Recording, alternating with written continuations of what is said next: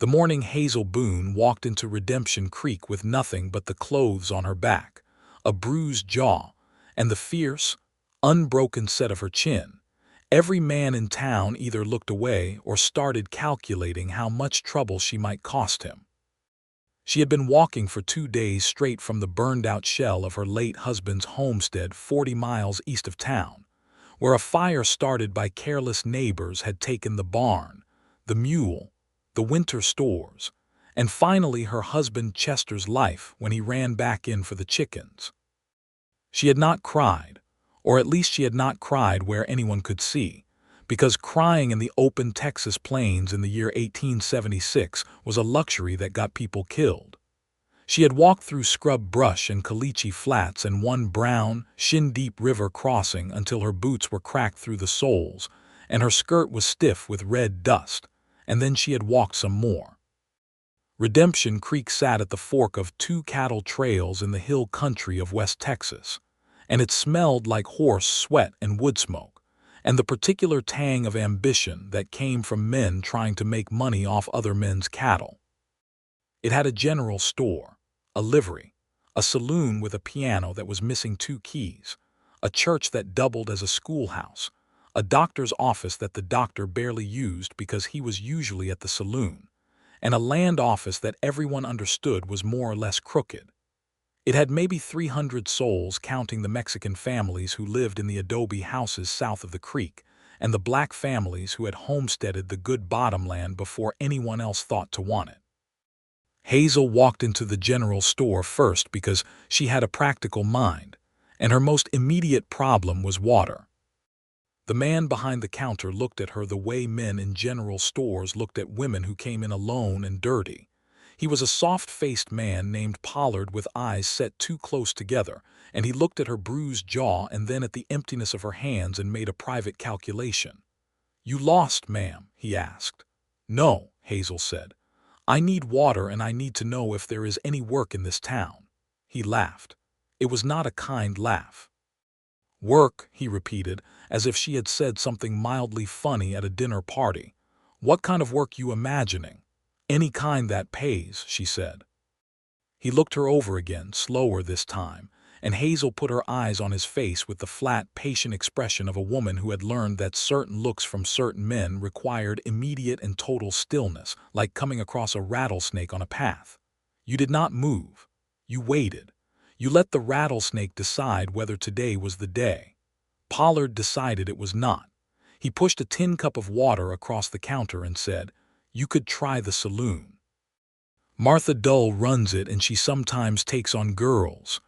"I said work," Hazel told him. "Not that kind." She drank the water, thanked him without warmth, and walked out. The street of Redemption Creek was the kind that turned into a river in the rain and a dust storm in the drought, and it was currently a dust storm. She stood on the warped boardwalk and looked at what the town had to offer, and a man bumped into her coming out of the land office next door and grabbed her arm to steady himself, looked at her face and said, "You all right, little lady? You need help?" "I need work," she said. He blinked. "Work?" "Yes." He released her arm and stepped back and said, "Well, you might try the church. Reverend Hobart's wife sometimes needs help with the laundry." She tried the church. Mrs. Hobart was a pinched woman who wanted Hazel to work for meals and a pallet on the church floor and the spiritual currency of Christian charity. Hazel thanked her and declined. She tried the doctor's office. The doctor was indeed at the saloon. She tried the saloon to find the doctor and found instead Martha Dull, who was 40 years old and built like a draft horse and had kind eyes above a hard mouth. Martha looked her over and said she could use someone to keep the glasses clean and the floors swept for $1 a week. Hazel said she could do that, but she wanted $1.50 and a corner to sleep in, and Martha said $1.25 in the storeroom, and they shook hands. It was not what Hazel had imagined. She had imagined, in the abstract and desperate way of a woman who has been walking for 2 days, something more substantial. But $1.25 a week was real money, and the storeroom had a cot someone had left behind, and Hazel Boone had never in her life confused imagination with practicality. She had been at the saloon for 3 days, sleeping on the cot and sweeping floors and washing glasses with a focus so complete that Martha commented on it when Lionel Vaughn rode into Redemption Creek. He came in from the north, which was unusual, because the north road came down from the Caprock and was bad going in good weather and worse in bad. He was on a big blue roan horse that looked like it had been ridden hard and was unhappy about it, and he was leading 2 additional horses loaded with survey equipment. The equipment was what caught Hazel's eye when she was carrying a bucket of dirty water around the back of the saloon, because survey equipment was interesting to her in the way that all tools were interesting, not as objects, but as evidence of intention. Somebody was fixing to measure something. He was 31 years old, though she did not know that yet. He was not what she would have called handsome in any obvious way, more the kind of man whose face improved the longer you looked at it, with a jaw that was too strong and a nose that had been broken and healed slightly crooked and eyes that were the color of creek water over limestone, that clear gray-green that was almost no color at all. He was dusty and tired, and when he swung down from the roan, he moved with the economical, slightly careful movement of a man who had been in the saddle for a long time. He tied the horses at the rail and took a moment to look at the town with a surveyor's eye, the kind of looking that took inventory rather than impression. Then he went into the saloon. Hazel finished emptying the bucket and went back inside. She was behind the bar cleaning glasses when he sat down and ordered coffee, which surprised her because most men wanted something stronger at 11 in the morning. Martha poured his coffee, and they exchanged a few words that Hazel did not hear, and then Martha went back to the kitchen and left Hazel alone at the bar. He was looking at a leather-bound ledger and making notes with a pencil stub. He had the pencil behind his ear and kept reaching for it and putting it back with the automatic motion of habit, and his coffee sat cooling at his elbow. "Your coffee is going cold," Hazel said, not because she particularly cared but because she was wiping the bar in his direction and it seemed like something worth saying. He looked up. He had the kind of eyes that focused all at once completely, no wandering or avoidance, and when he looked at her, Hazel had the disconcerting feeling of being actually seen, which was different from being looked at. "I know," he said. "Thank you," she kept wiping. "You are a surveyor." "I am," he said. "Lionel Vaughn. I am contracted with the State Land Office out of Austin to survey and map about 60,000 acres west of here that the state is considering opening to settlement." "That is a lot of land," she said. "It is," he agreed. "Most of it is rough and a good portion of it has water problems. I expect to be in the area about 4 months."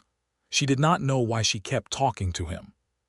She was not a woman who talked to strangers as a rule, or at least she had not been for the last year, which had been a difficult year in the way that years can be difficult when you are married to a man who was kind but not particularly capable, and you are trying to hold a homestead together through drought.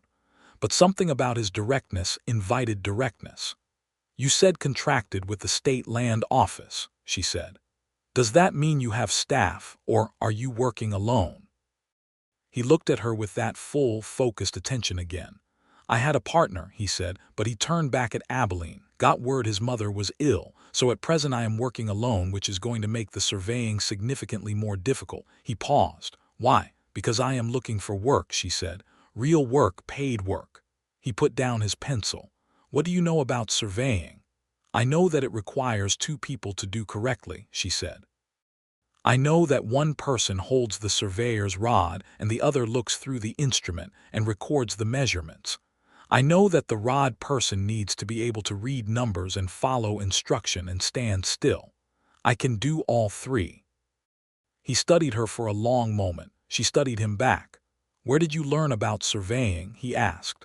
"My father surveyed for the railroad in Missouri," she said.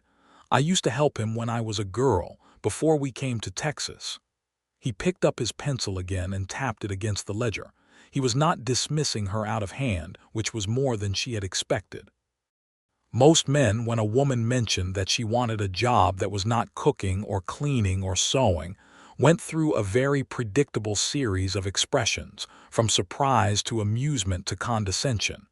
He had not done any of those things. He was thinking. "The work is not easy," he said. "It is hot, and it is physical, and some of the terrain west of here is genuinely dangerous. There are still Apache bands that move through that country, and the occasional band of men who are less organized than the Apache but no less inclined toward violence. There is also the simple matter of the land itself, which is inhospitable to people who do not know how to move through it carefully. I have been walking across inhospitable land for the past 2 days," she said, and she did not say it with bitterness, only as a statement of fact. He looked at her jaw, at the faded yellow-purple mark there that she had stopped trying to hide because there was no point. He did not ask about it. He looked at her hands, which were capable hands, wide at the palm and strong at the knuckle. He looked at her eyes, which were dark hazel, almost amber in the bar light, with the particular quality of attention that matched his own. "I pay my field assistant $7 a week and cover the cost of provisions," he said. "You would need to be able to ride." "I can ride," she said. "Do you own a horse?" "No, I have 3 horses." "You can use one of the pack horses once the equipment is redistributed." He paused again, and then he said, "I will be honest with you. I am not doing this because I think you need rescuing. I am doing it because I need competent help and I cannot get it in this town on short notice and I have a contract to fulfill. If you cannot do the work, we part ways. If you can, I expect we will get along fine." Hazel felt something in her chest, some tight, coiled thing that had been wound down for a very long time, begin very slightly to loosen. "That is the most sensible thing anyone has said to me in about a year," she said. He extended his hand across the bar, and she shook it, and that was how it began. His hand was rough and warm, and he shook like a man who meant it, not the limp, performative shake that some men gave women, but a real grip, and she matched it, and when they let go she thought she saw the corner of his mouth lift, just slightly. She gave Martha her notice that afternoon. Martha took it with equanimity, which was her way of taking most things. "That the surveyor?" Martha asked. "Yes," Hazel said. "He seems decent," Martha said, which from Martha was high praise. They left at dawn 3 days later, after Lionel had reorganized his equipment and provisioned for a 4-month survey, and Hazel had acquired a pair of work gloves from Pollard's store, using the $3.75 she had earned at the saloon, and had talked Martha into giving her a pair of Chester's old canvas trousers that a cowhand had left behind, which fit her well enough once she belted them with a length of leather cord. The horse Lionel gave her was a stocky red dun mare with a Roman nose and a steady temperament that he called Brick, and within the first hour of riding, Hazel understood that Brick was the kind of horse that you did not so much ride as enter into an agreement with, because Brick had her own ideas about pace and direction, and required occasional diplomatic negotiation. Hazel liked her immediately. The country west of Redemption Creek opened up gradually, the scrubby live oaks and cedars of the hill country giving way to wider, harder landscape, limestone ridges cutting through caliche flats, the grass pale and short and tough, the sky enormous and white-blue in the September heat. It was beautiful in the way that harsh things are beautiful, with no softness to it, nothing that offered comfort except the quality of the light, which in the late afternoon turned everything to copper and rust. Lionel set up his theodolite on the first day, and showed Hazel exactly what he needed her to do with the surveyor's rod, which was a 12-foot graduated pole that she would carry to specific points and hold perfectly vertical while he took his readings. He showed her without condescension, explaining each step clearly and checking that she understood before moving on, and she found herself listening with the specific pleasure of learning a thing from someone who actually knew what they were talking about. "The key is the level," he said, adjusting the bubble in the small glass tube on the rod. "If you are not plumb, the measurement is wrong. Everything depends on accuracy." "Everything depends on accuracy," she repeated, and he looked at her and she said, "I am not being contrary. I am just noting that it is a good principle for most things." "It is," he agreed, and this time she was certain his mouth lifted at the corner. They worked for 8 hours that first day, moving across a section of rough ground near a limestone escarpment. And by the time Lionel said they had done enough and began breaking down the equipment, Hazel's arms ached from holding the rod vertical for hours at a time, and her boots were wet from crossing 3 different creek branches, and she felt more alive and purposeful than she had in over a year. She made camp while he finished his notes, because she was practical and camp needed making. And by the time he put his ledger away, she had a fire going and a pot of coffee on, and the salt pork from their provisions frying in the pan. He sat down across the fire from her and said, "Thank you," in a way that meant it without surprise in it, which she appreciated. "How long does it usually take to survey 60,000 acres?" she asked. "Depends on the terrain," he said. "In open country, a good pair can do about 300 acres a day if the land is clean. This country is not clean. I am estimating we will average closer to 250. That puts us at about 4 months if we work 6 days a week." What happens on the 7th day? Equipment maintenance, ledger work, rest. He poured himself coffee. "What did you do before, if you do not mind my asking?" "I homesteaded with my husband," she said. "Chester Boone, he died in April, fire." "I am sorry," he said, and it was the right kind of sorry, plain and direct without being theatrical. "We had been married 4 years," she said. "He was a good man. He was not what you would call well suited to the land, but he tried. He went back into the burning barn for the chickens." She paused. "That was very like him." The fire popped. Out in the dark, the coyotes were starting up their evening conversation, that rising, cascading call that sounded like a question the land was asking itself. "What brought you to Texas originally?" he asked. "My father," she said. "He followed the railroad as far as it went, and then he kept going. He thought Texas was going to be the next big thing.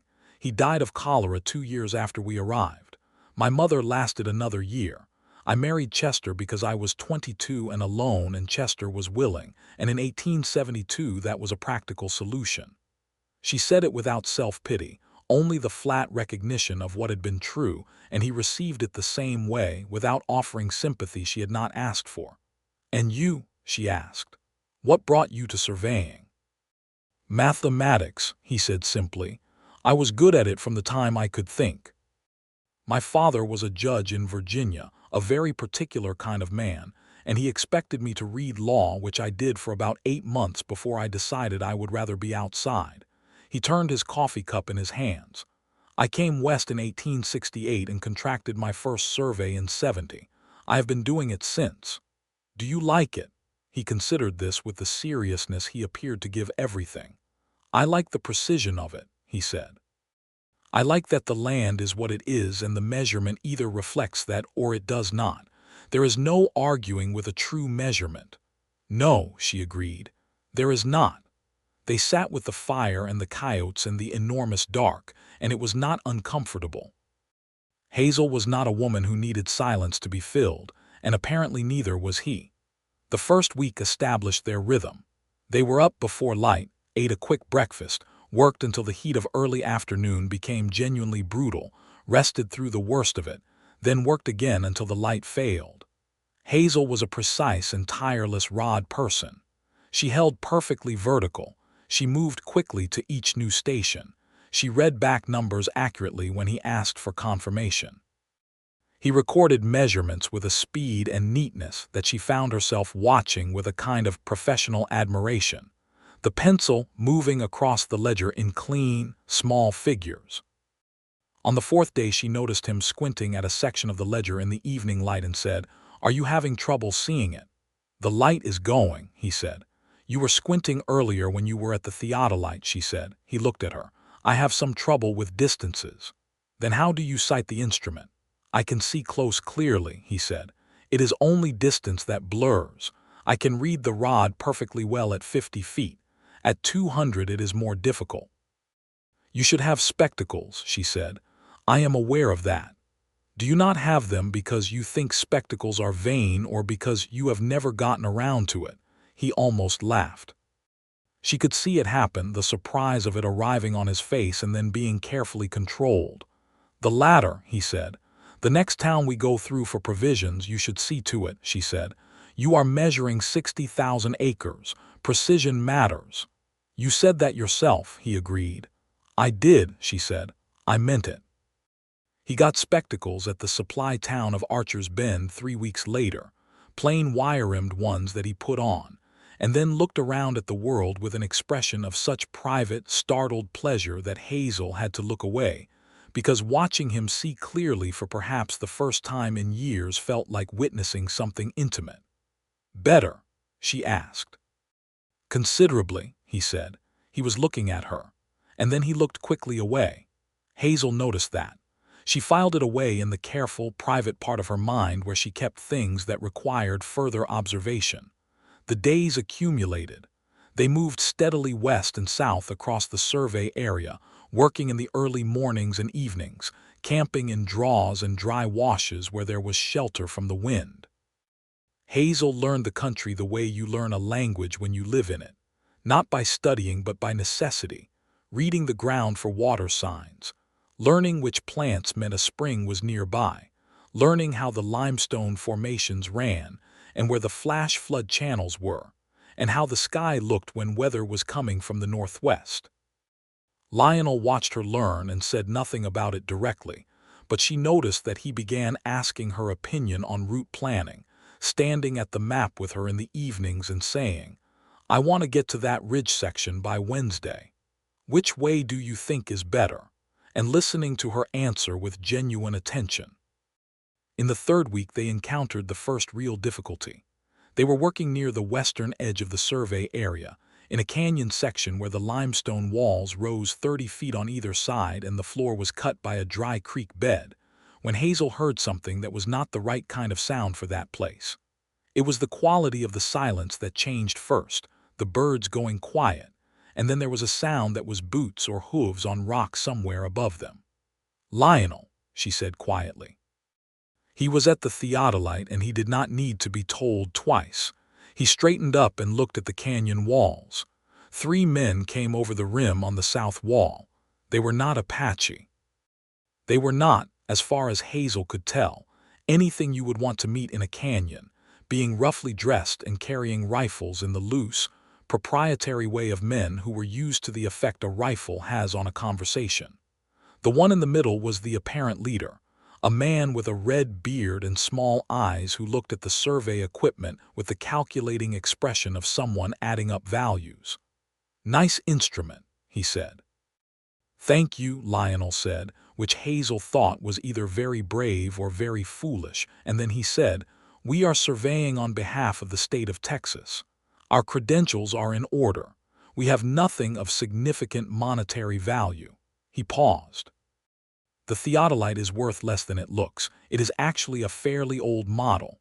This was a lie. The theodolite was practically new. Redbeard squinted. Hazel stood very still near the pack horses, calculating distances and possibilities, which was her nature. "What's in the saddlebags?" Redbeard asked. "Provisions and survey equipment," Lionel said. "Books. A great many pencil stubs. You are welcome to look." Redbeard's eyes moved to Hazel. "What about her?" he said. "She is my field assistant," Lionel said. His voice had not changed, but something in his posture had shifted. A very slight change in the way he stood that put him, almost imperceptibly, between Hazel and the canyon wall. "A state employee." "Awful pretty for a state employee," Redbeard said. "Most scientists are," Lionel said, and Redbeard stared at him and then laughed, which was the best possible outcome. When men laughed, they generally stopped calculating. "Take your pencil stubs and go on," Redbeard said, with the magnanimous tone of a man who has decided to be generous because it costs him nothing. "This is Mallory Range. Stay out of the West Canyon section." "The West Canyon section is state land under survey," Lionel said.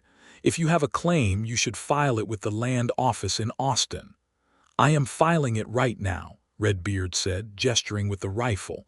"Move along." They moved along. Hazel did not speak for about 20 minutes until they were well clear of the canyon, and then she said, "That was handled well." "I could have handled it better by not going into that canyon in the first place," Lionel said. "I knew it was in the Mallory claim area. I did not expect them to be there." Are the Mallorys legitimate? They have a grazing lease that expired in 1874, he said. They have not renewed it and they have not filed for title. They are squatting on state land and they know it, which is why they do not want it surveyed and put into the record. So your survey is actually a threat to them. Yes, he said, which I should have planned for more carefully. He looked at her. Are you all right? I am fine, she said, and meant it. I was more irritated than frightened. The man with the red beard had the eyes of someone who wants to look dangerous but is not entirely sure he wants the consequences of it. He was going to let us go from the beginning. He looked at her with that direct attention. How could you tell? He laughed, she said. Men who are truly dangerous do not laugh when someone is clever with them. They get quiet. He considered this. That is an astute observation. I had a difficult year, she said simply. You learn to read people. That evening, setting up camp in a wide flat section clear of canyon walls, Lionel made coffee and then sat looking at his map for a long time in a way that was not entirely about the map. And Hazel, watching him without being obvious about it, understood that he was thinking about the canyon, specifically about the moment when she might have been in danger. She let him think about it. She did not need him to say anything about it, but she noted that he had moved between her and the men. She noted it and set it beside the spectacles, the asking her opinion about roots, the thank yous that were real, the handshake that had been a real grip. She was building a picture. She was not sure yet what the picture was of. They went back to the canyon section 3 days later, this time with a letter from the county sheriff in Archer's Bend that Lionel had obtained by riding there on his rest day, and did their survey work with the sheriff's deputy standing at the canyon rim, which made the exercise rather more expensive in time but considerably more comfortable. Hazel held the rod in the canyon floor and called out numbers and thought that this was the strangest and most satisfying work she had ever done. In the evenings they talked. This was the part that surprised her most because she had not expected conversation. She had expected the professional relationship to hold its shape, employer and employee, which would have been entirely appropriate. But something about the campfire and the long days and the quality of attention they both brought to their work made the evenings porous in a way that formal arrangements are not supposed to be. He told her about Virginia, about his father, the judge who had wanted a lawyer and gotten a man who ran away to Texas, about the particular grief of disappointing a parent you also loved, about the older brother who had stayed and read law and the sister who had married a tobacco man, and the strange distance that grew between people when they went different ways and time covered the gap. She told him about Missouri, about her father's long, excited letters about the railroad, and then the quiet shift as the railroad moved past, and the excitement had to find somewhere new to go. She told him about Texas, about the homestead, about Chester's kindness and his inability to hold the practical things together, about the way she had learned to carry more than her share without making him feel it. That must have been lonely, Lionel said one evening. He said it without looking at her, which she was beginning to understand was his way of offering something difficult, making it easier to receive by not putting it on display. It was, she said. Though not in the way people mean when they say a woman must be lonely. I was not lonely for company. I was lonely for being allowed to be capable. He was quiet for a moment. The fire cracked. An owl went over in the dark. I think, he said carefully, that there is a particular kind of aloneness that comes from being good at something in a world that does not want you to be. Yes, she said, that is exactly it. They looked at the fire.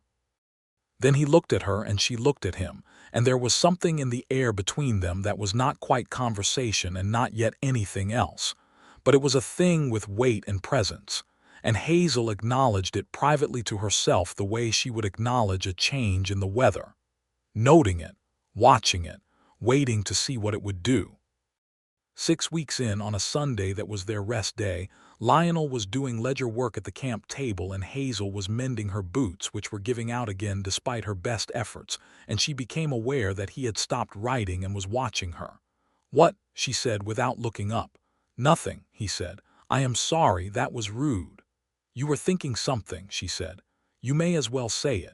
A pause.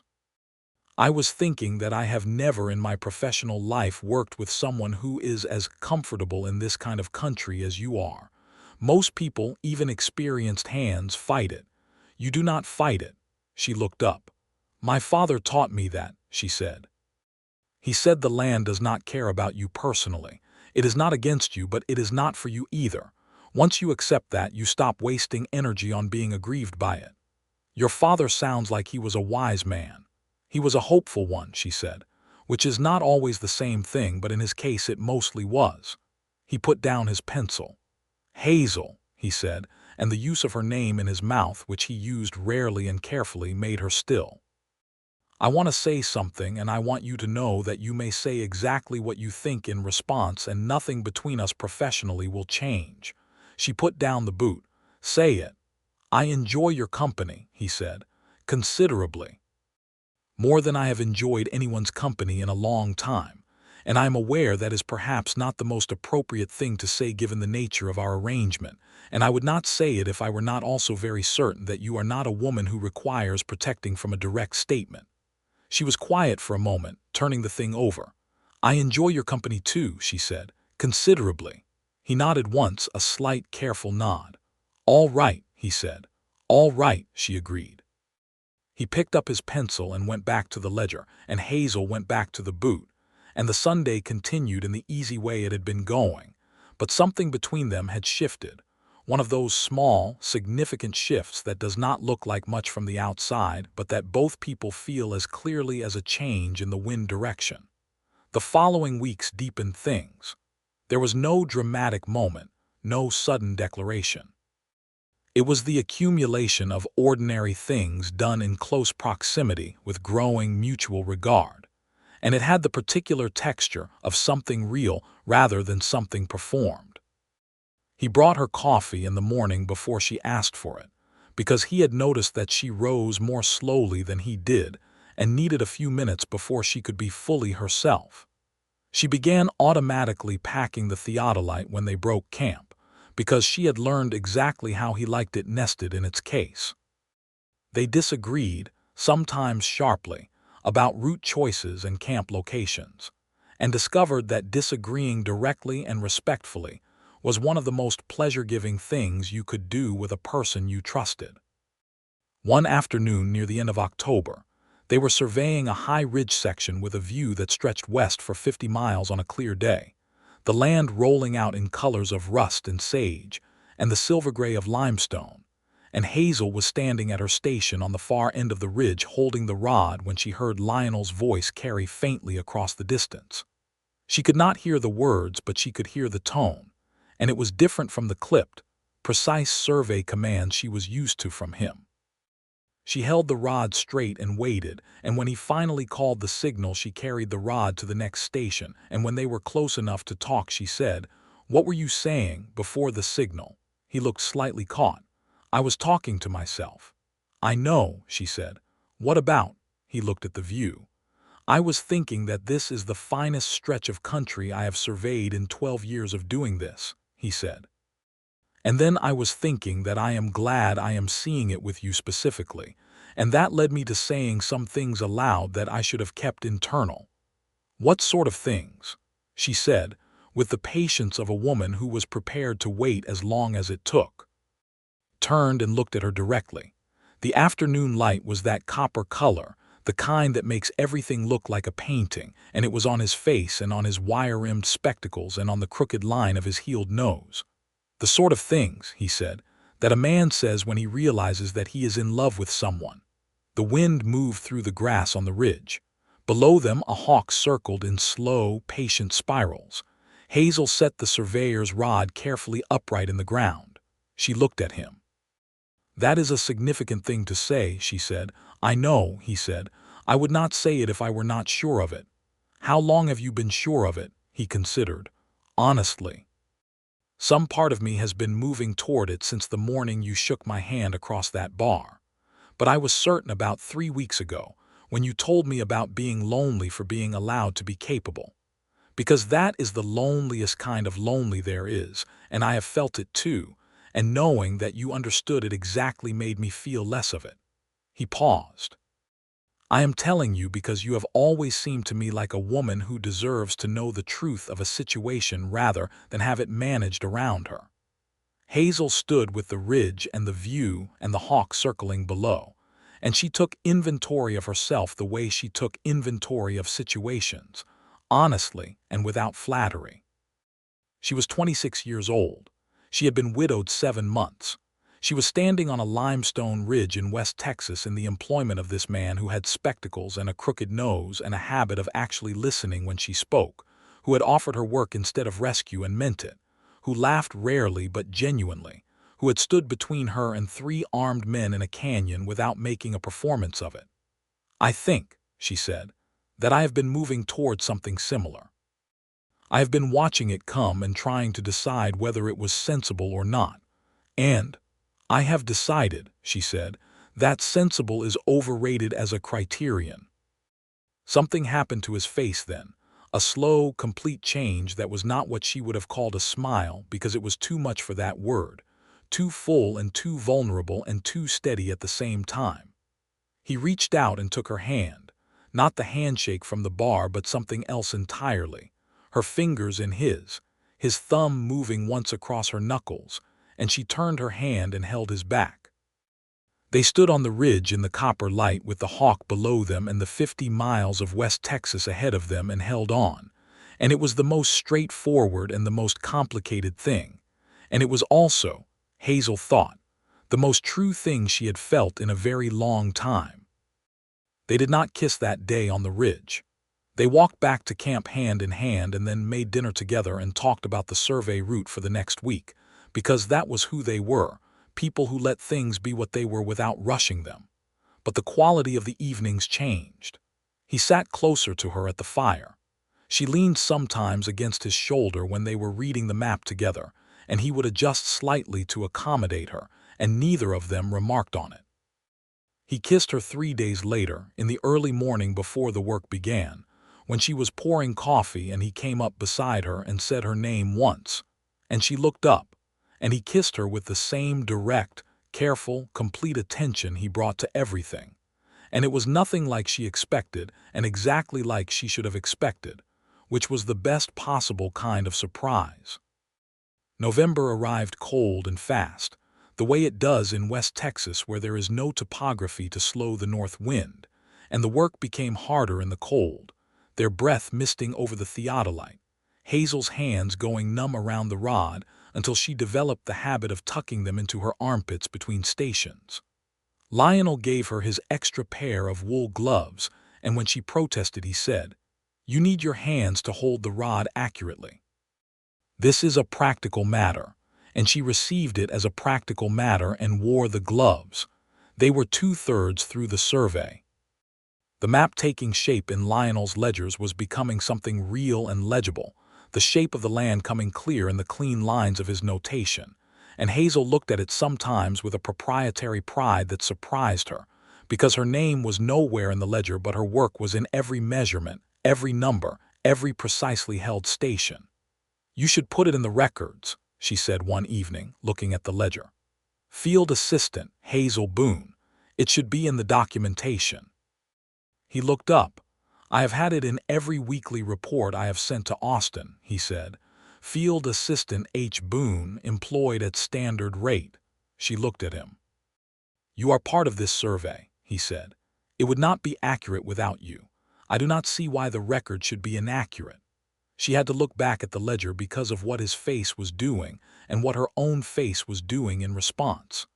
The first real conflict between them happened in the middle of November, when they were approaching the southern section of the survey area. Lionel had planned a route that would take them through a stretch of land that Hazel thought was a mistake. "That section floods," she said, pointing at the map. "The drainage pattern runs right through there. We have had 3 hard rains in the past 2 weeks. The ground is going to be saturated. We need to survey it before the end of November," he said. "If we go around it, we add 4 days minimum. If we go through it and the ground gives way under the equipment horses, we lose more than 4 days, she said. I have surveyed through flood plains before, he said. Not this one, she said. They looked at each other across the map. There was a quality to the look that was both personal and impersonal, two people who had come to mean something to each other also being two professionals who had a genuine disagreement about a technical matter. All right, he said. What do you propose? We go north around the ridge, then come down through the canyon we mapped last week. It adds 4 days, but it keeps the equipment safe. The north route is rough riding, he said. I know, she said, but it is rideable. He looked at the map for a long moment. You know this land better than I gave you credit for, he said. All right, we go north. It was the right decision. They found the southern flood plain 3 days later when they could see it from the ridge above, a gleaming, saturated mess of red mud and standing water that would have been impassable for horses, and Lionel stood looking down at it for a moment and then turned to her. Thank you, he said. You would have figured it out before you went in, she said. Perhaps, he said. But I am glad I did not have to. He took her hand as they turned away from the ridge, and kept it as they walked back to the horses, and she thought that this, too, was part of who he was, the willingness to be grateful, to be wrong, to say so. December came in cold and blue, and the survey entered its final section, a long northern stretch of open caprock that was easier riding but brutal in the wind.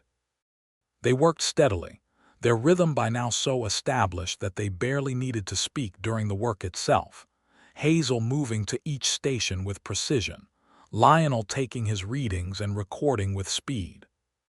They were finishing something, and they both knew it, and the knowledge had a particular quality that was both satisfying and uncomfortable. On the 14th of December, with 2 weeks of work left, they made camp in a sheltered draw, and the temperature dropped overnight to something that made the water in the pots ice over, and they built the fire up high and sat close together against the cold, and Lionel said, I have been thinking about what happens after. After the survey, she said. Yes. She was quiet because she had been thinking about it too. The survey would end in January. She had $7 a week saved up over 4 months, which was more money than she had held in years, and she had options she had not had in Redemption Creek. But the options were still the options of a woman alone in 1876 West Texas, which were limited in ways that had nothing to do with her capability and everything to do with the world's opinion of what a woman alone was entitled to. I have been corresponding with the land office in Austin, he said. They are interested in contracting for a second survey further west, the Pecos River country. They want it done in the spring. That is good for you, she said carefully. Hazel, he said, I am not interested in doing it without you. She looked at him. The fire was between them, and above the fire the stars were extraordinary, the cold making them hard and close and clear. What are you saying? She said. I am saying, he said, and he took a breath that was visible in the cold air, that I would like to ask you to marry me. And I want to be very clear that this is not something I am saying because I think you need to be taken care of, or because I am worried about what happens to you when the survey ends, or for any reason related to rescue. I am asking because I want to spend my life with you specifically, and I cannot think of a sensible argument for not saying so. The cold stars burned above the draw. I need you to understand something, she said. Tell me. I am not easy to be married to, she said. I have been told that, or at least I have seen it thought. I have opinions about things. I will argue with you when I think you are wrong. I will want to be working, actually working, not keeping house. I will not always be gentle. Hazel, he said, I fell in love with you holding a 12-foot measuring rod in a canyon while telling me you could read numbers and follow instruction and stand still. I am fully aware of who you are. She looked at him for a long moment. She thought about the bruised jaw she had walked into Redemption Creek with. She thought about Pollard's laugh. She thought about Mrs. Hobart and her pallet on the church floor. She thought about the ridge with the 50-mile view and his voice carrying across the distance saying things out loud he had meant to keep internal. She thought about wool gloves and the monthly reports that said H. Boone, field assistant, because the record should be accurate. Yes, she said. He reached across the fire and took her hand. His was warm, which given the temperature was something close to a miracle. Yes, yes, she said. I will marry you. And I will continue to argue with you about route choices. I expect nothing less, he said. He pulled her toward him across the cold ground and kissed her with the fire between them and the stars overhead and the coyotes somewhere out in the dark beginning their evening inquiry. And she kissed him back with everything she had, which was considerable. They were married in Redemption Creek on the 18th of January, 1877, on a clear cold morning with a sky the color of washed blue china, in the church that Hazel had once declined to sleep on the floor of. Reverend Hobart, whose wife had wanted Hazel to work for spiritual currency, performed the ceremony with an air of mild surprise that Hazel found privately amusing. Martha Dull stood as Hazel's witness, wearing a dress that was slightly too formal for a Tuesday morning and looking pleased with herself. The surveyor's deputy who had stood at the canyon rim, a good-natured man named Ike, stood for Lionel. They signed the register and shook hands with Reverend Hobart, and Martha hugged Hazel hard and said into her ear, "Good, just that, just the word, and it was exactly enough." They had 3 weeks in Redemption Creek between the end of the survey and the beginning of the preparations for the Pecos River contract, and Lionel had rented a room at the boarding house run by a Mrs. Alcott, who was a reasonable woman and charged fair rates. They spent those 3 weeks with the comfortable, domestic intensity of people discovering each other at close range, which was different from the campfire discovery, and equally good in its own way. She learned that he read before sleeping always, and that he preferred history to fiction but read fiction when there was no history available.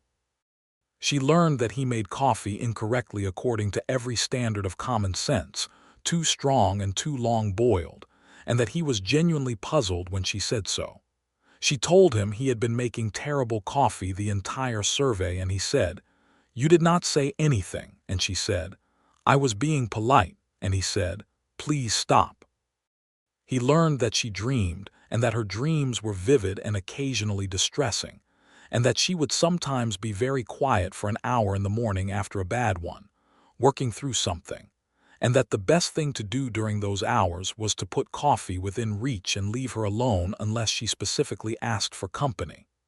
He learned this on the 3rd morning, and he got it exactly right, which she told him, and he said he had simply paid attention. He sent the completed survey to Austin and received in return a contract for the Pecos River survey, beginning in March, at an increased rate due to the difficulty of the terrain. The contract specified a field team, and under field personnel he had written Lionel Vaughn, lead surveyor, and Hazel Boone Vaughn, field assistant, and the land office had not objected, which was something. In February she discovered she was pregnant. She sat with this knowledge for a day, turning it over. It was not what she had planned, in so far as she had planned anything, but she had never been a person who confused planning with what actually happened, and she felt, turning it over, something that was mostly warmth.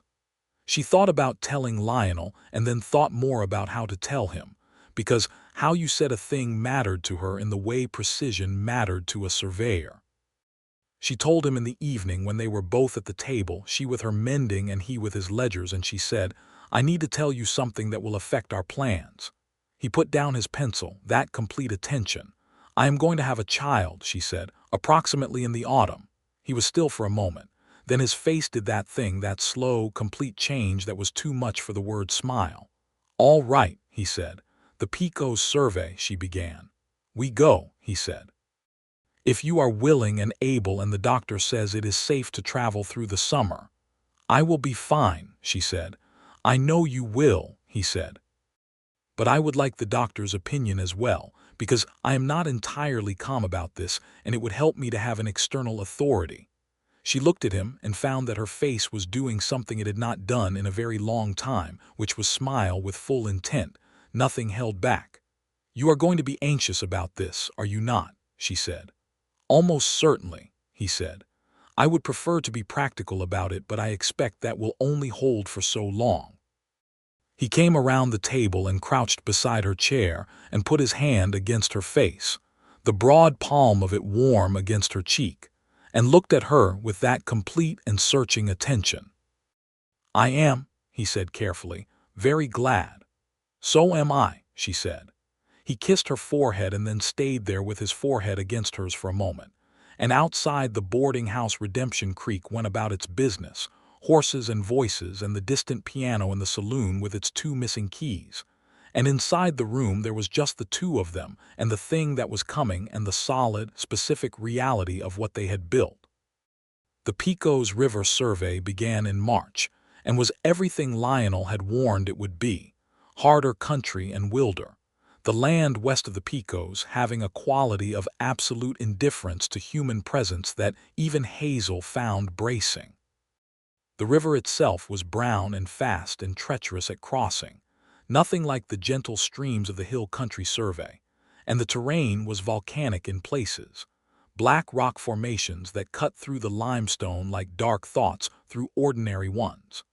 Hazel worked through the spring with the same precision she had brought to everything, managing the physical demands with the pragmatic adjustments of a woman who had always managed the physical demands of whatever she was doing. By May she was unmistakably pregnant, and she wore it with the same matter-of-fact quality she wore everything, noting other people's surprise when they passed through supply towns with the mild interest of an anthropologist. In a supply town called Carlsbad, a woman behind the dry goods counter looked at Hazel in her dusty riding clothes and her expanded middle and said, "Are you out here working?" "I am," Hazel said. The woman looked at Lionel, who was at the hardware end of the store. "Your husband allows that," she said. "My husband values competence," Hazel said pleasantly, and paid for the provisions. Lionel, who had been close enough to hear, caught up with her on the boardwalk and said, "Allows," in a tone of such genuine puzzlement that she laughed, and she did not laugh enough for it to be anything but real when she did. The summer was hot, genuinely hot in the way that the Chihuahuan desert is hot, a dry, total heat that pressed on everything. They modified their schedule further, working in the deep coolness of the early morning and the very brief cool of the evening, and resting through the longest hours of the day. Lionel carried more of the physical equipment without being asked, and without making a thing of it, simply redistributing the loads in the natural course of breaking and making camp. And Hazel let him do it, and counted it among the things about him that she had come to regard with deep, private affection. There was an afternoon in July when the heat broke with a sudden violent thunderstorm, the kind that rolled in off the mountains in 20 minutes and turned the desert into a lake, and they sheltered under a limestone overhang with the horses and watched the lightning walk across the plain, and Lionel put his arm around her shoulders, and she leaned into him and the baby kicked, solidly and emphatically, as if registering an opinion about the weather. "Oh," he said, because he had felt it through her shirt. "Yes," she said. He kept his hand against the side of her, feeling it, and his face was so undefended in that moment that she turned and kissed him on the side of his jaw and then leaned back against his shoulder and watched the storm together. They finished the Pecos River survey in September, 12 days ahead of schedule, partly because the country proved more navigable in the southern section than the contract had anticipated, and partly because Hazel's instinct for reading the terrain had saved them significant time on route planning, and partly because by September Hazel was heavy with child and both of them had a practical interest in completing the work before the baby made that determination for them.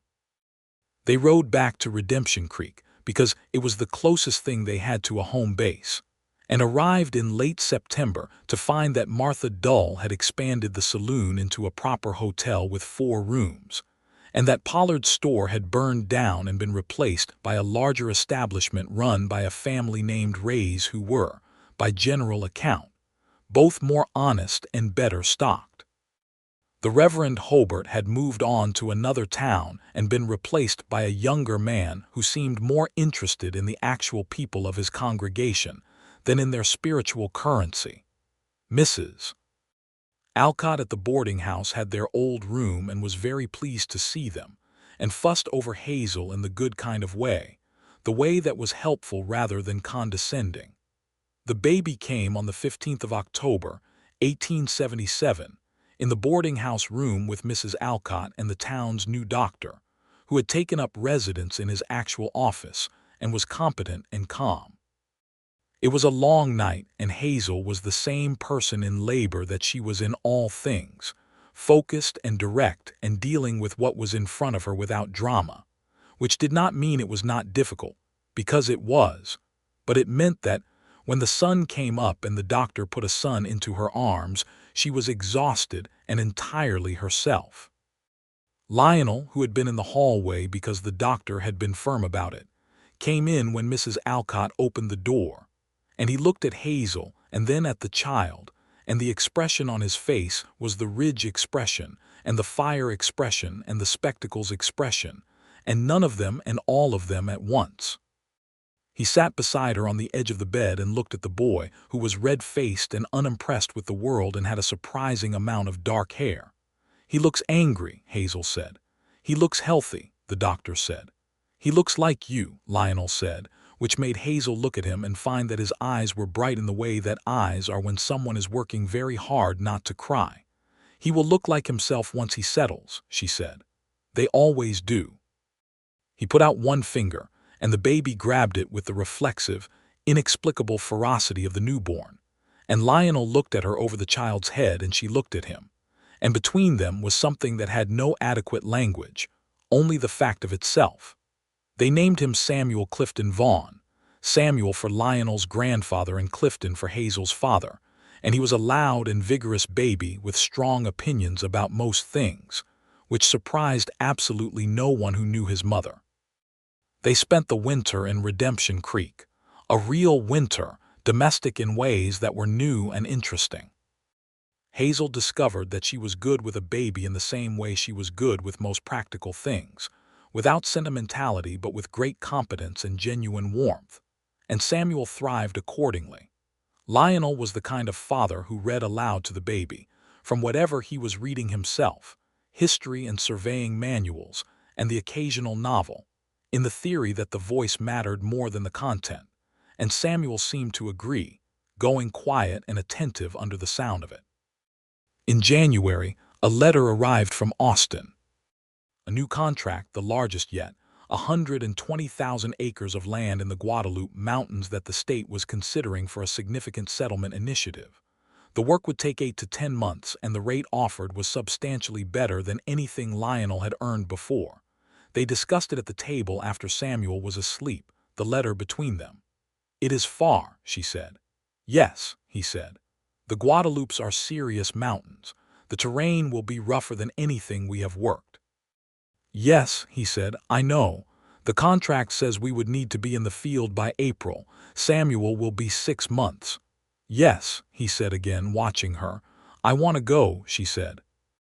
"I know," he said. "You were not going to ask me because you thought I might feel I had to choose," she said. He was quiet for a moment. "I was going to ask you," he said. "I was just trying to find the right way." "Lionel," she said, "the right way is the direct way. It is always the direct way with me." "Do you want to go?" he said. "Yes," she said.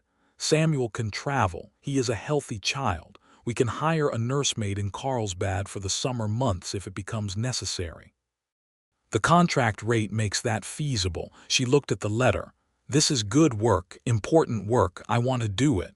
He leaned across the table and took her hand. "All right," he said. "Do you want to go?" she said. "That matters too." "I want to go anywhere you are going," he said, and said it simply, without performance, which was the only way he knew to say things and the reason it always landed true. She laughed. "That is a terrible answer for a man who claims to value accurate measurements." "It is also the accurate measurement," he said. She shook her head, smiling, and looked at the letter again. "Write to Austin," she said. "Tell them yes." He did.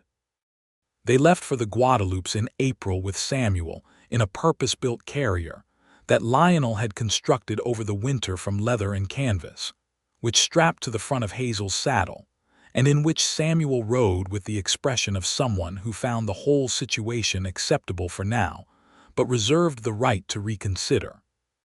Brick the red dun mare bore the extra weight without complaint, because Brick had always operated on the principle that life presented challenges, and the appropriate response was to carry on.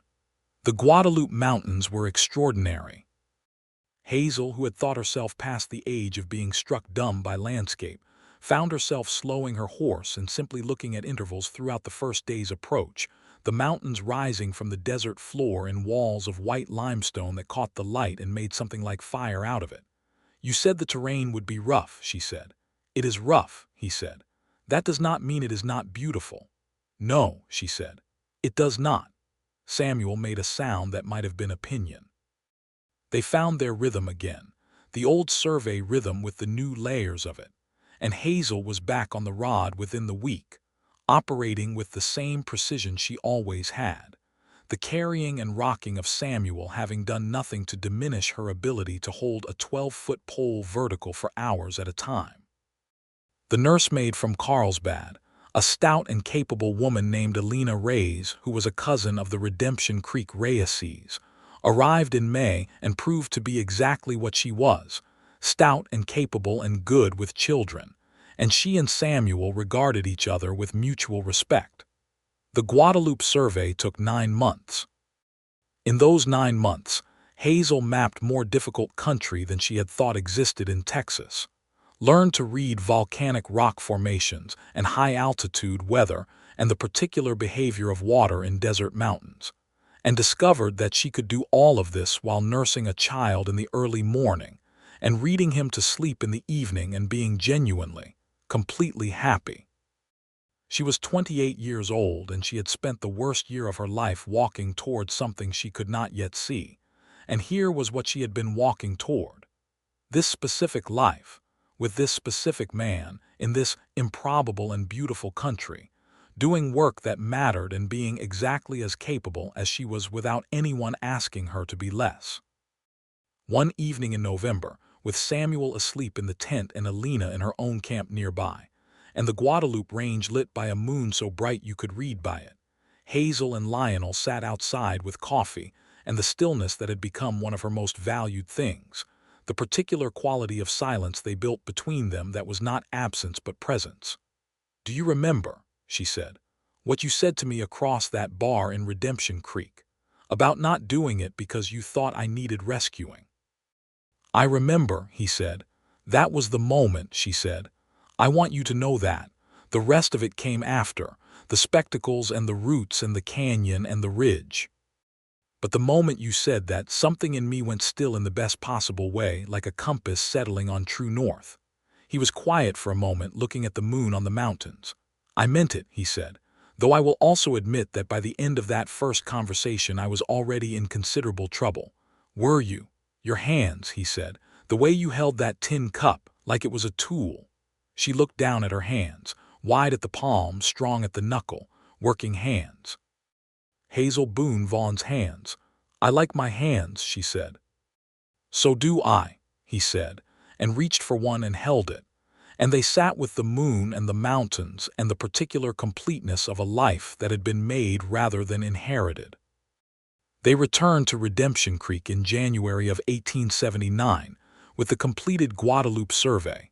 Samuel, now a walking, opinionated 14-month-old who had developed strong preferences about horses and a vocabulary that was small but pointed, and a bank letter from the Austin Land Office that represented the largest single payment either of them had ever seen. They bought land. It was 40 acres east of Redemption Creek, which Hazel had privately assessed as having the best water access and the best soil composition in the county, based on the geological readings she had done in 3 surveys of increasingly diverse terrain. And she was right, as the creek that ran through the northern edge of the property proved to be reliable year-round, and the soil in the bottom flat was deep and dark and good. They built a house. Not the sod construction of most homesteaders, but an actual timber-framed house with 2 rooms and a sleeping loft and a proper stone chimney, because they had the money for it and Hazel had spent enough time in structures that the wind came through, and because Samuel needed a real floor to walk on. Lionel built a survey office in the back of the property, a small tight room with good north light and shelving for his ledgers and a big table for the maps, and it was next to this office that Hazel, 4 months after they moved in, began building something of her own. She had been thinking about it for a while, thinking the way she always thought about practical problems, slowly and with precision, taking inventory of what existed and what was needed. What existed in Redemption Creek, a town of about 400 people that was growing, a cattle trade that was expanding, a constant pressure of new settlement and land claims and contested boundaries, and no one for 40 miles who knew how to do a survey. What was needed? That service, available and reliable. She registered Vaughn Survey and Land Assessment with the state of Texas. Both names, because both people were doing the work. Lionel came out of the office one afternoon to find her at the small table she had set up in the covered porch, her own ledger open, writing letters to ranch owners and land agents within a 50-mile radius explaining the services available, rates, and response times. He read over her shoulder. "This is comprehensive," he said. "There is more demand here than one survey team can meet," she said. "I have had 3 inquiries in the past month from people who did not know where to go. We need to build a reputation and a client base." "I know," he said. "I have been thinking the same thing. I was going to suggest we take on an apprentice." "I was going to suggest the same," she said and looked up at him. "Someone young who can learn properly. I know of a young man," he said. "Ramon Reyes. He is Alina's younger brother. He is 17 and exceptional at mathematics, and he has been watching me work with the theodolite since Carlsbad. He will be 18 in the spring," she said. "In April," he said. "Yes. Offer him a proper apprenticeship in April," she said. "Starting wage, training, clear advancement." "Not rescue," he said. She looked up at him. He was smiling, not the small, careful smile, but the full one, the one that still made something in her chest shift and resettle. "Not rescue," she agreed. "Work." He bent and kissed the top of her head and went back to his office, and she went back to her letters. And Samuel could be heard inside the house informing the cat of something important, and the creek was running in the distance, reliable and clear. The spring of 1879 brought 3 things of note. The first was Ramon Reyes, who arrived at Vaughn Survey on the first Monday of April, 18 years old and serious-faced, and carrying a geometry text that was worn soft at the spine from use. Hazel interviewed him at the covered porch table while Lionel was in the field, and she asked him clear questions, and he gave clear answers, and she offered him the apprenticeship at $6 a week with review at 6 months, and he shook her hand and went home to tell his mother, and came back the next morning ready to work. The second was a land dispute that occupied them for 6 weeks, a complicated argument between 2 neighboring ranchers over a shared fence line, which turned out to be based on a 40-year-old survey that had used a different base meridian, and was therefore off by nearly a quarter mile over the distance of 3 miles, which meant one rancher had been farming the other's land for 30 years without knowing it.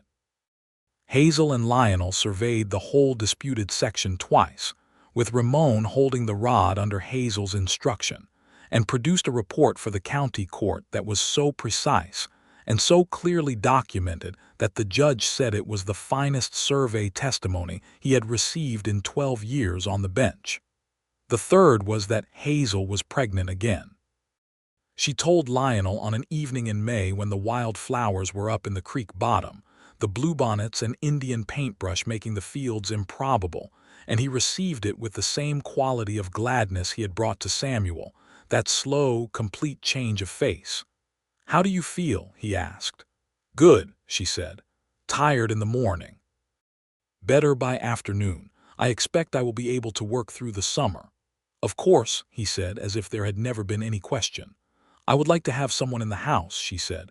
"Not as help exactly, more as company and practical support. I was thinking about Mrs. Alcott. She has been wanting to leave the boarding house." "Ask her," he said. She did ask her, and Mrs. Alcott said yes with the enthusiasm of a woman who had wanted exactly this and not known how to reach for it. The second child was born in December of 1879 and was a daughter, and they named her Clara June Vaughn. Clara for the clarity of the light in the Guadalupe Mountains that had been Hazel's private name for her through the whole pregnancy, and June for nothing except that it was a good name, and it sounded right with Clara. Clara June Vaughn entered the world with rather more composure than her brother had, arriving on a cold December morning with something that the doctor described as businesslike efficiency, and looking at the world from her first hour with dark, measuring eyes that Lionel said were exactly like her mother's. Samuel, who was 2 years old and had been prepared for this event with extensive discussion, received his sister with the serious generosity of a small person who has thought carefully about something and decided it is acceptable. He patted her head once with the flat of his hand, announced that she was small, and went back to his important project of building a fort from the firewood stack. The years settled into their shape. Vaughn's survey and land assessment became, by 1882, the most respected survey operation in a four-county area. They had taken on a second apprentice, a young woman named Bate Calloway, whose family had settled near Redemption Creek, and who had asked, with something of Hazel's own directness, if she could learn the work. Hazel had interviewed her the same way she had interviewed Ramon and made the same offer, and Bate had shaken her hand with the grip of someone who meant it. Lionel expanded the office and bought a second set of survey equipment. Hazel managed the business side of the operation, client relations and documentation, and the complex business of land records, and found in this a particular pleasure, the pleasure of building something that was exactly what it claimed to be. The town of Redemption Creek grew. A proper school opened, separate from the church, and Samuel attended it and brought home reports that were enthusiastic on mathematics and geography, and less enthusiastic on the subjects that required him to sit still. Clara was 4 years old and showing signs of being interested in numbers, which made her father bring home papers for her to practice with and made her mother watch with the specific warmth of recognition. In the spring of 1883, Hazel and Lionel rode out to the ridge section of the old Guadalupe survey, which they were resurveying as part of an updated state assessment. It was just the two of them, Ramon handling the office work back in town, Bates supervising a routine boundary survey to the east. They stood on a ridge that was not the same ridge as the first one, but was the same in the way that matters, high ground with a long view, the mountains to the west going blue with distance, and the desert floor below them absolutely still in the morning light. Hazel was 33 years old. Lionel was 38. They had been married 6 years and surveyed more than 300,000 acres together and built something in Redemption Creek that would last past them, and they were standing on a ridge in the early light with the theodolite between them and the ledger in Lionel's hand and the wind moving through the grass. "Ready?" he said. "Ready," she said. She picked up the rod. She walked to the first station. She held it straight and true, the bubble level, her hands steady, her eyes on the mid-distance where the landscape held its shape, and the measurement would be accurate and everything that needed to be true would be true because she would not let it be otherwise. He looked through the instrument, adjusted the spectacles which were on their third pair now, each one more scratched than the last from the work. He took the reading. He recorded it. He looked up and across the distance at her. She looked back. 6 years, 2 children, 4 surveys, 300,000 acres, 1 handshake across a bar in a dust-covered town, 1 offer of work instead of rescue, and the whole shape of a life built on the precise foundation of 2 people who had looked at each other clearly and seen what was actually there. She raised her hand. He raised his pencil. They went on. The survey of the Guadalupe extension took 3 months and was completed in August, the most accurate and comprehensive land record in the state's archives, annotated in Lionel's small, clean figures and cross-referenced to Hazel's root notes, which the Austin Land Office had begun requesting as a matter of standard documentation. Field notes, H. Boone Vaughn, the ledger said on the cover page, and inside the numbers told the shape of the land truly. They rode home to Redemption Creek in the late August heat, taking their time, not rushing the country. Clara's birthday was in December, and Samuel had already announced his intention to build her a present with his own hands, a project he was keeping secret with the imperfect secrecy of a 7-year-old, which meant everyone in the house knew about it. The creek was running when they came home. You could hear it before you saw the house, that reliable sound of moving water that Hazel had counted on from the day she had assessed the land. The house stood in the afternoon light, with the timber walls going golden and the chimney smoke rising straight up in the still air, and Mrs. Alcott was on the porch shelling beans, and the children were somewhere audible, and the horses knew they were home and picked up their pace. Lionel reached over from his saddle and took her hand, and she gave it to him, and they rode in together. That evening, with the children fed and reluctantly sleeping and Mrs. Alcott retired, they sat on the porch with coffee and the last of the day's warmth, and the creek made its evening sound, and the stars were coming up over the eastern ridge, the same stars that had been over the Caprock and the Picos and the Guadalupes, the same stars that had been above the draw on the night he had asked her to marry him. "I have been thinking," Hazel said. "Tell me," he said. "The land office in Austin has approached Ramon about leading his own survey team," she said. "He came to me about it last week. He wanted my opinion." "What did you tell him?" "I told him it was a good opportunity and that we would support him in taking it," she said. "He is ready. He has been ready for a year." Lionel nodded. "And Bate is ready to step into the primary role here," she said. "She has been doing it in practice for 6 months already. We formalize it, give her the title and the corresponding pay, and let her build her own team." "That leaves us," he said. "Yes," she said. "I had a letter last week," he said. "I was going to tell you when the survey was done. The Surveyor General's office in Santa Fe is looking for someone to lead a major survey of the New Mexico territory. The contract is for 2 years. They specifically want a team with mountain terrain experience." He paused. "I wrote back and said I would discuss it with my partner." She looked at him. "Your partner," she said. "My partner," he said, "as I believe the word is more accurate than any alternative." The creek ran. The stars settled into their positions. Somewhere in the house Samuel called out something in sleep and then went quiet. "New Mexico," she said. "New Mexico," he agreed. "The children would come." The children would come. Alina would come if we asked.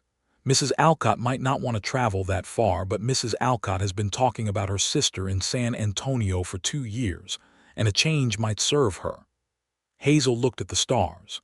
She thought about 60,000 acres in West Texas, and then the Picos, and then the Guadalupes, and the cumulative shape of all the land they had measured together, the record of it in the ledgers on the shelf inside, accurate and permanent.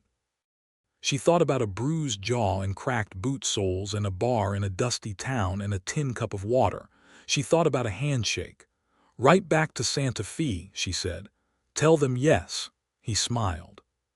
She could see it in the dark, that full, unguarded smile that she had been collecting since the first morning. He took the coffee she told him was going cold. "All right," he said.